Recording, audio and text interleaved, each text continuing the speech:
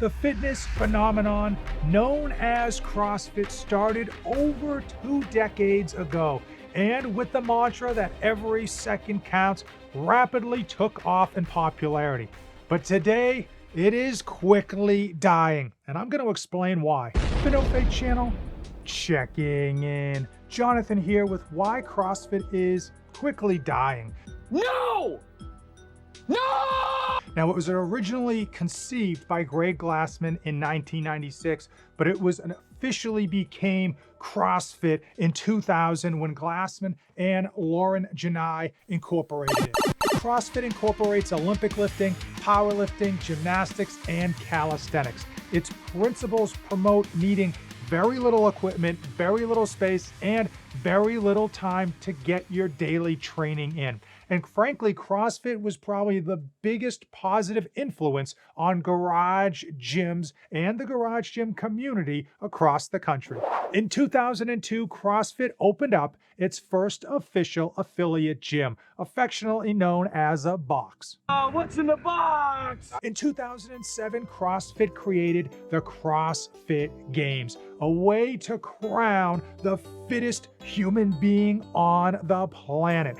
And it got millions of views through social media postings and YouTube, and eventually garnered TV contracts for the rights to host the CrossFit Games. CrossFit popularity skyrocketed, both across the country and internationally. Their affiliates grew to 8,000 by 2013 and 16,000 by 2018, covering over 162 countries. One of the biggest reasons that CrossFits across the country were successful had to do with how they were built. Where many local Globo gyms needed a massive financial investment in order to get started because of all the equipment that needed to be purchased, the space that had to be rented, as well as the employees that had to get on payroll, CrossFit just bucked the system. The initial investment to start a CrossFit gym was substantially less than any other type of gym in the country, meaning you didn't need to have nearly as many members in order to be turning a profit. And this is where our CrossFit success story quickly takes a turn for the worst. See, CrossFit makes its money from the dues on the affiliate gyms.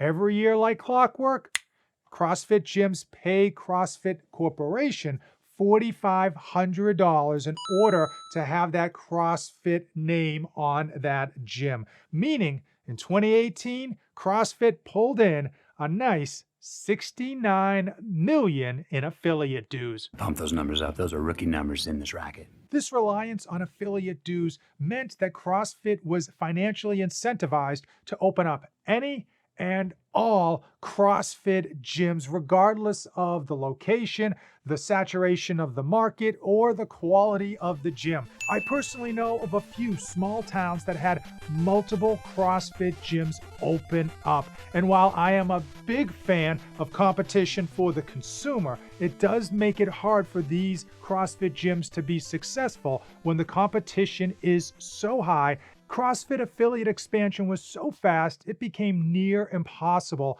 for the corporation to have any control over the quality of the gym being opened or the coaching. And that did lead to injuries and even some lawsuits. Things quickly went downhill from there. In 2020, COVID did an absolute number on local gyms as they were forced to shut down for months on end. And the ones that were barely hanging on to begin with never recovered. To add fuel to the fire, Greg Glassman, who now had full control of CrossFit after his divorce, decided to tweet out some incendiary remarks regarding George Floyd and COVID-19. As you might imagine, social media and the CrossFit community as a whole did not appreciate those remarks. That go the way you thought it was going to go? Nope. With many affiliates deciding to simply remove that CrossFit name from their gyms and save $4,500 every year. On top of that, Reebok, a longtime CrossFit sponsor, ended their sponsorship, and Greg Glassman quickly retired shortly after those remarks. Here's another crazy fact. 99% of you are not subscribed. If only there was a button you could hit to fix that. Sure, CrossFit has gone through some rough patches, but why am I making such outlandish claims about CrossFit dying? The proof is in the receipts. If you go over to Google Trends, you can see the rise in popularity. Going all the way back to 2004 when it was really almost like a small cult of followers, growing rapidly up to the peak of 2013. And then you can see over time, it has slowly dwindled. And then down in 2020, it almost just falls right off. You can see it's dwindling, and all of these peaks are when the CrossFit Games happen in August. So you can see these peaks are basically happening every year because of the CrossFit Games and a couple of other events that CrossFit holds every year. But over time, over the long haul, it has gotten worse and worse and worse. And then boom, we hit a low point that brings it back to a popularity all the way back to about 2010. And then you get this little bit of a spike, which we are going to unfortunately talk about later. The CrossFit Games is another measuring tool that we can use to look at CrossFit in terms of popularity. It is their flagship event of the year. It's something that has all eyes on it as far as fitness enthusiasts, and it's a way for them to garner TV sponsorship deals as well as branding deals. And they use the CrossFit Games footage probably for the next year in terms of creating social media content. And unfortunately, as you can see, very similar pattern to CrossFit in terms of popularity, raising very high. And you can see 2013, the CrossFit Games, almost at its highest, which is when we saw the highest popularity in the CrossFit search term. And then you can see 2016 hits a maximum peak. And then here we go. 2019, you can see it dipping from its 2016 peak. Not too bad. And then COVID happens. And of course, it just kind of falls right off the table. And it climbs a little bit back in 2022, but you can see it drops again. And then we get this massive spike. No, this is not a resurgence in the CrossFit Games or the CrossFit community. It's much worse. I want the truth! Sure, CrossFit has had some rough patches since its inception. Any type of fitness brand or even a diet fad is going to see its ups and downs in terms of popularity. Well, that brings us to 2024. This year's CrossFit Games saw the biggest travesty ever in CrossFit, making national news, and that is the death of an athlete. So for those of you who aren't familiar, the CrossFit Games has multiple workouts throughout the day and then multiple days of those workouts to crown the fittest man and fittest woman in the world. Well, day one, event one, saw an athlete, Lazar Dukic, drown. Unfortunately, it was horrifying. This horrible tragedy was 100% CrossFit's fault and could have easily been prevented. Now, the CrossFit Games this year occurred in Texas in the summertime, extremely hot temperatures, and they decided to do a run-swim event. Well, if you've ever seen any type of triathlon or any of these similar events, the swim is always first because, of course, it's the most dangerous. If you have issues running, you could simply stop. But if you have issues swimming, you will drown. This is exactly what happened to Lazar Dukic. He was in the first quarter of the men as far as the lead goes and pretty close to getting out of the water and crossing the finish line when he was in distress and ultimately went under, never to be seen until they unfortunately pulled his body and declared him deceased.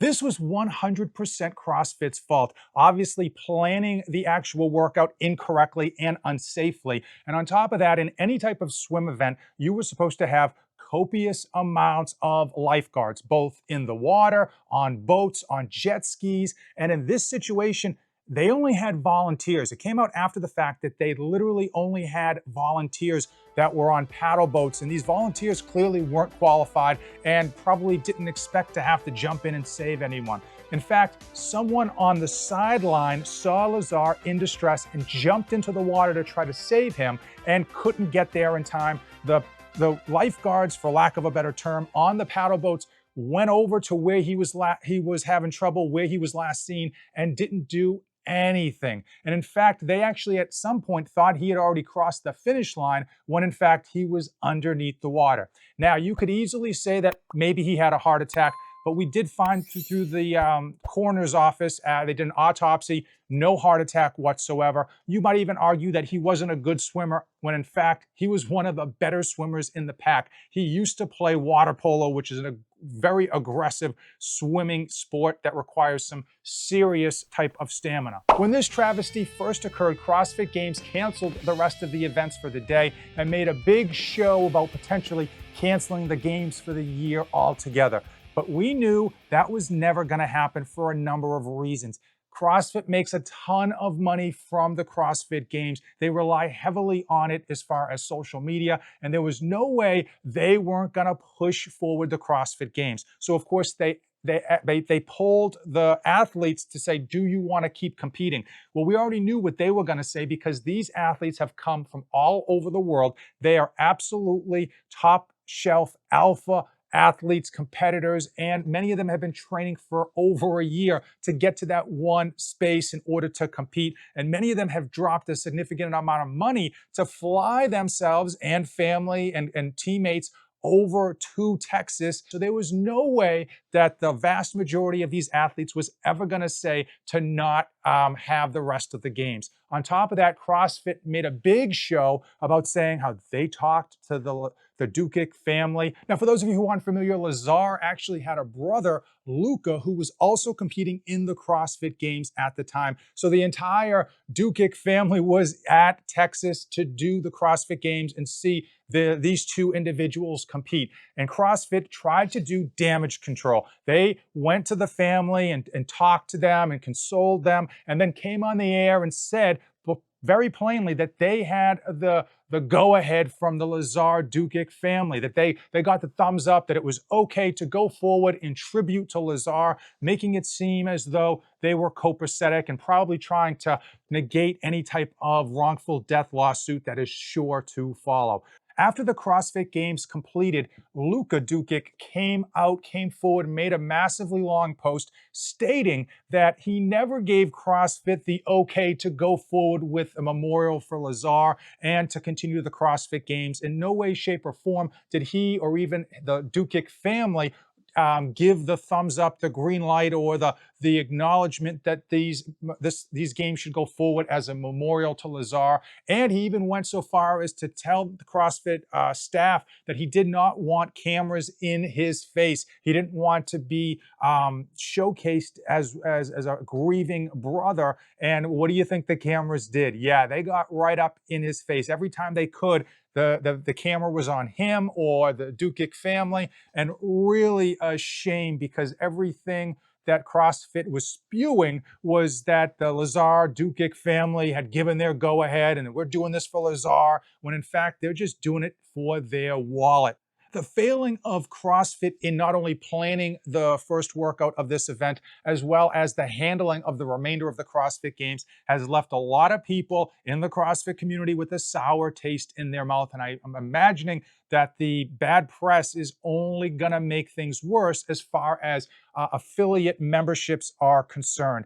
Also, you know there's going to be a massive wrongful death lawsuit headed CrossFit's way, and they are probably looking at tens of millions of dollars to the Dukic family just not to get sued into oblivion. All of this information that I have thrown at you today is only compounded by the fact that home gym equipment has gotten better and cheaper, making it easier than ever to outfit your garage or even your home gym with all of the equipment you would find at a CrossFit affiliate gym without having to pay the $150 to $200 monthly dues.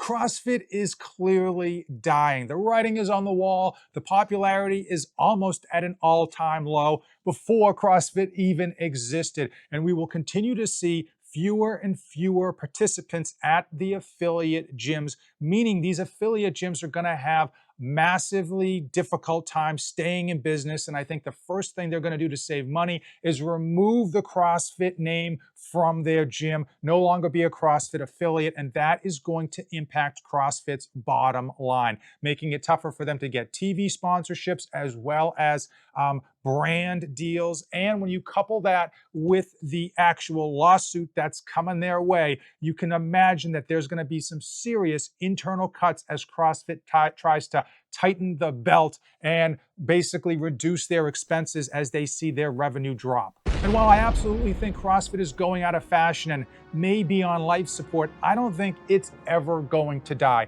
The methodology of training hard, varying your training, and doing it in a short time and in a small space absolutely resonates with parents, first responders, military, and you can't deny that when done right, CrossFit absolutely works to get you into phenomenal shape, both for health as well as for aesthetics. I want you to comment down below where you think the current state of CrossFit is and what their future holds. Now, if you are as excited about watching these videos as the YouTube AI knows you are gonna be, you're gonna wanna click over there. As usual, thanks for watching and don't save anything for the trip back.